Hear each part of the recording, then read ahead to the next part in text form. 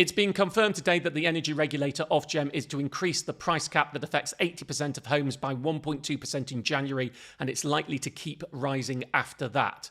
So, what does it mean? What should you do? Spoiler, you should fix. I'll talk you through that. And the big question you keep asking me, are standing charges going to be cut? I'm Martin Lewis from MoneySavingExpert.com, and this is my quick reaction briefing to the news today about the energy price cap. So, we've long said it would go up in January, and it's going up by 1.2%. The energy price cap dictates the price that 80% of homes in England, Scotland and Wales pay for energy.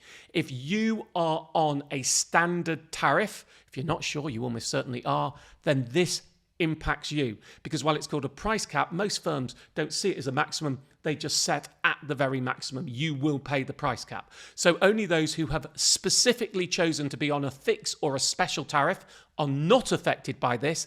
Everybody else, if you haven't chosen your tariff or if you've come off a fix and done nothing, you are on the standard tariff of your firm, and that is price capped, so this affects its price. So what's going to happen? Well, we've already seen prices rise by 10% on the 1st of October, and they will rise on top of that by 1.2% in January. The new average direct debit rates, because the actual rates depend on where you live in the country and how you pay, are this. The electricity standing charge remains unchanged at 61 pence per day. The unit rate for electricity is going up by 1.5% to 24.9p per kilowatt hour. The gas standing charge remains unchanged at 31.7p a day. The gas unit rate is going up by 1.6% to 6.3 pence per kilowatt hour. Of course, the energy price cap is not a cap on the total amount you pay. It is a cap on standing charges and unit rates. So the more you use, the more that you pay. That's why you won't hear me talk about this typical use that's often quoted, because who is a typical user? So I talk about percentage change. So it's going up in January. What about after that? Well, the current prediction is on the 1st of April, it will go up again by a couple of percentage points. Then on the 1st of July, it will drop slightly. And on the 1st of October, it'll drop slightly. So going up in January, here's where we're starting. Going up in January, going up in April, dropping slightly in July, dropping slightly in October. It still is currently predicted, and there is some crystal ball gazing the further out you go, that even by next October, you will be paying more slightly than you do right now. So put that into your heads. Over the next 12 months, on average, current predictions are you pay a higher rate than you currently do. Because that's important for contrasting it to the main simple option that you can take, which is fixing. So we've got it at 1 or 2% higher than it is right now if you stay on the price cap. The cheapest fix right now is 5% less than current rates. So if you fix, you can save immediately, and if the prediction is right, you will continue to save over the next year. You also get the peace of mind, a guarantee that no matter what, over the next year, your price will not rise. So, while there are other options you can look at, such as time of use tariff and discounted tracker tariffs and all that type of stuff, and there's loads of that on MoneySavingExpert.com if you want to read. If you're looking for the simple option, it's get a cheap fix. How do you do that? You go onto a comparison site, because who the cheapest fix is for you depends on where you live and what you use, and you find your cheapest. Now, I would strongly suggest you use MoneySavingExpert.com, because unlike most comparison sites, it is whole of market by default. Our Cheap Energy Club is whole of market by default, which means that we show you all tariffs by default.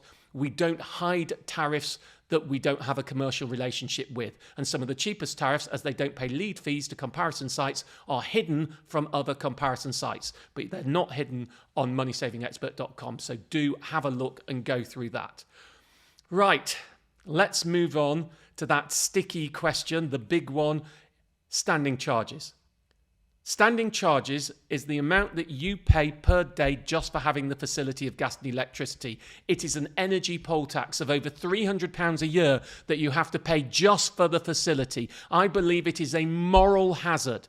It disincentivises people on lower use from reducing their bill because it won't have much of an impact. It's also unfair on elderly people who only have gas central heating for the winter but have to pay every day in the summer even though it is not turned on. I have long campaigned for standing charges to be cut. We heard a few months ago that Ofgem had finally launched a consultation about lowering the standing charges on the price cap.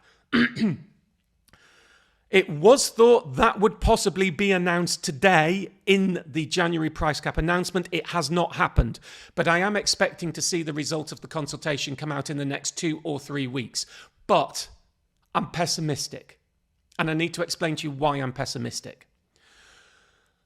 Understandably, and this is not an unknown situation, I've written about this before, many charities that represent vulnerable people have been worried about cutting the standing charge in isolation. Because what would happen if you cut the standing charge is you'd increase the unit rate that you pay for gas and electricity. You'd pay more for each unit. So that would benefit lower users, and it would benefit fairness, but it would penalise higher users. Now, in general, that isn't seen a problem, but it is for vulnerable higher users, people who have to have the heat on because of illness or disability, or are charging electric wheelchairs, or have dialysis machines in the home. It can be very expensive if you up the unit rate. Now, I've long said the only way that we can sort that is Ofgem has to work with government in order to cut the standing charge. It cuts the standing charge. Government puts in special protections for those vulnerable high users. We haven't seen any sign of special protections. Without those special protections, I can't see Ofgem cutting the standing charge after it's had all those representations from charities.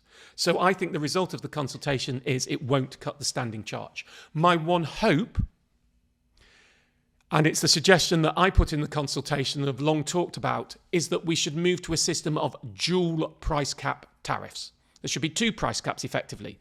One that's low standing charge and high unit rate, one that's high standing charge and lower unit rate.